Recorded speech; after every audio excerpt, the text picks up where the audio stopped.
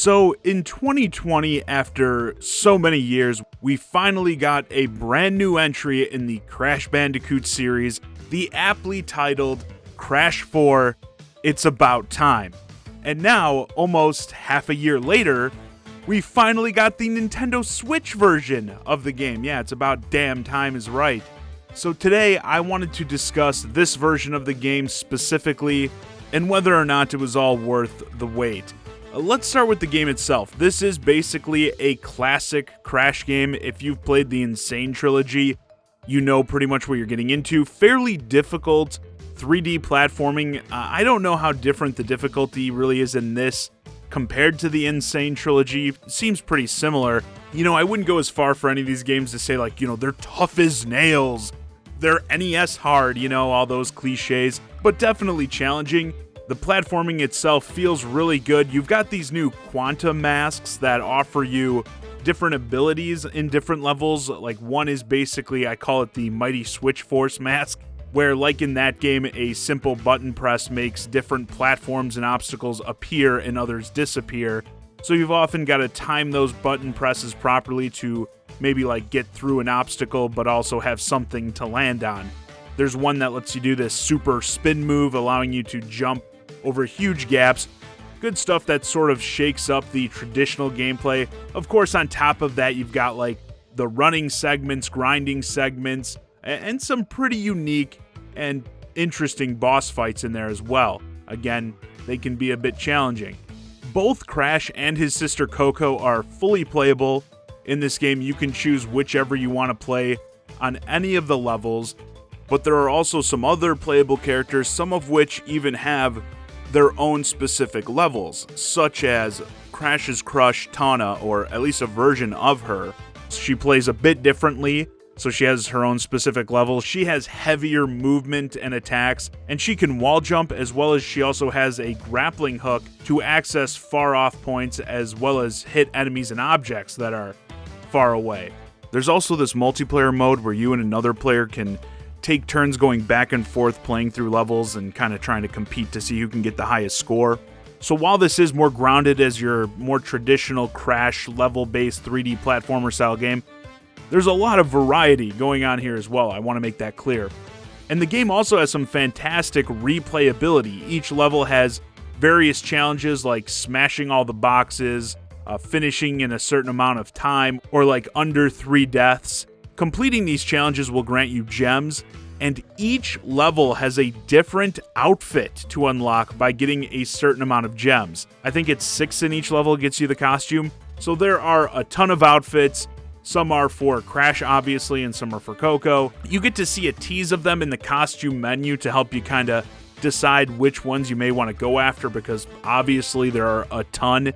I feel like cosmetic unlockables, especially to this extent, have been lacking heavily in a lot of games in recent years, as cosmetics are often the first thing to get locked behind microtransactions, right? That's something these companies have conditioned people to be comfortable with. Like, oh, as long as it's cosmetic and doesn't affect gameplay, that's fine if they charge me, $5 for, 3 outfits or something like that. So it's nice seeing a game have all these fun cosmetics for you to unlock strictly via playing the game. What a novel thing, huh? Unlock stuff in a game by playing instead of paying. The only thing I'll say is that it does get pretty frustrating when you get to the end of a level and find out, you missed 2 boxes or something along the way. Gotta admit, that pisses me off. And I think the costume thing can kind of tap into that completionist mindset. Like, you get irritated when you find out you complete a level and you were just shy of these things that would have unlocked you a costume. But great stuff to go after nonetheless. Again, like I said, really adding to that replayability. You want to go back through the levels and get those outfits. And of course, we got to talk about the visuals. Crash 4 is a beautiful game in my opinion. The level designs, enemy models, all top notch, a lot of variety. You've got a bunch of different worlds that all have a unique theme. One's like a junkyard theme, a pirate theme, etc. But even within those themes, you'll find a lot of differences in the level designs as well as foes you're going to face. And I'm happy to report the game looks great on the Switch. I originally played it on my Series X when it first came out last year. Obviously, on the more powerful hardware, you're going to get the higher resolution and higher frame rate, but the game looks and performs fantastic on the Switch. I only had a few frame rate hiccups. Oftentimes after I died and reloaded, seems like it takes the game a couple extra seconds on the Switch to be ready. So I noticed there'd be frame rate issues for a few seconds right when I loaded in. I usually just gave the game like an extra second or two and didn't have a problem. And the load times aren't bad at all, so it wasn't like a huge sacrifice. And yeah, I love looking at this game on any platform. There's also a good amount of cutscenes that are a lot of fun, often poking fun at the time it took to finally get this new Crash game, as well as parts of the history they're choosing to omit. Now, with all this gushing, that's not to say I have no harsh words about this release. You know me, I can always find something to bitch about. Firstly, this physical release drama, apparently in Europe, there's been a lot of confusion about where the physical release is, or if it's coming. People I've heard said they pre-ordered it from some places, but yeah, it just didn't come out, and there was a statement that came from Activision saying we're excited about the all-digital launch of Crash 4 in Europe, something like that. I mean, just what the hell?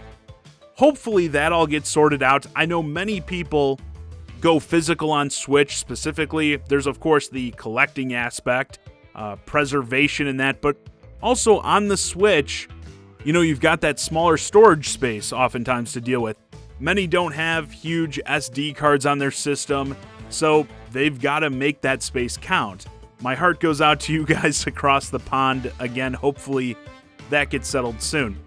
Also, and this is an issue I bring up a lot with these third-party games, but whenever it happens, I am going to bring it up.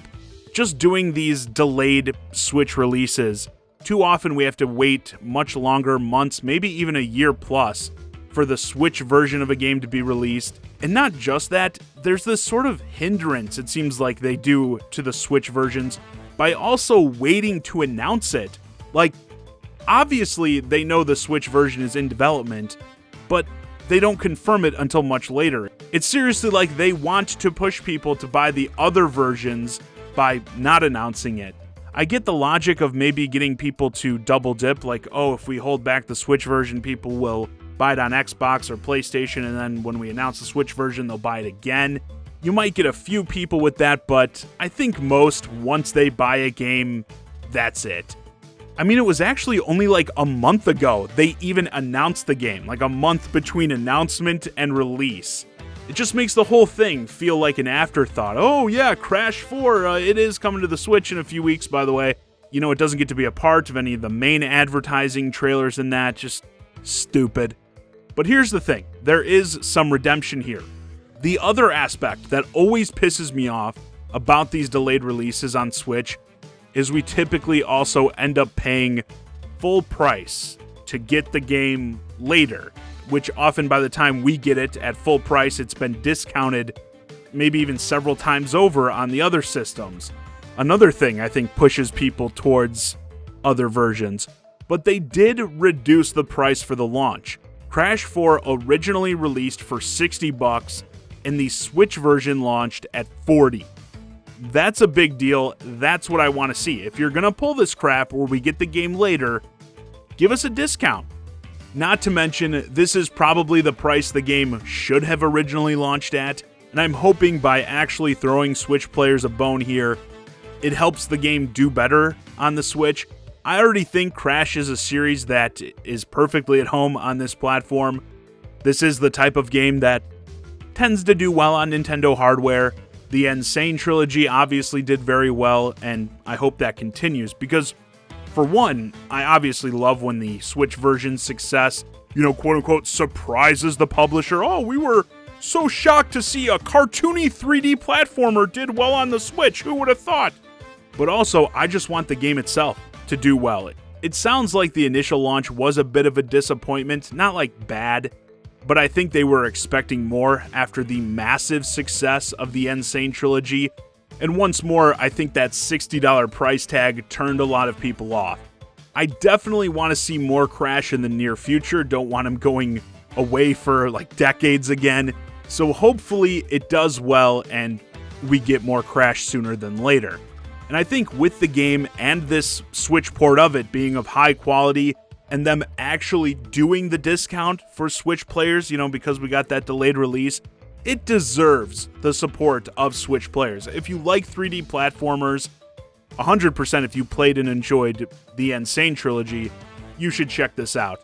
So while yes, it was a long wait for us to get a new Crash Bandicoot game, and it was even longer for those of us who wanted to play it on the Switch, I still think this release was totally worth the wait. Anyway, with that, this video is a wrap. Let me know your thoughts on Crash 4 for Nintendo Switch in the comments. Have you been playing the game? What do you think of the game itself, as well as specifically this Switch version of it? As always, I'm the Shy Guy, Johnny Zakari, and thanks for watching.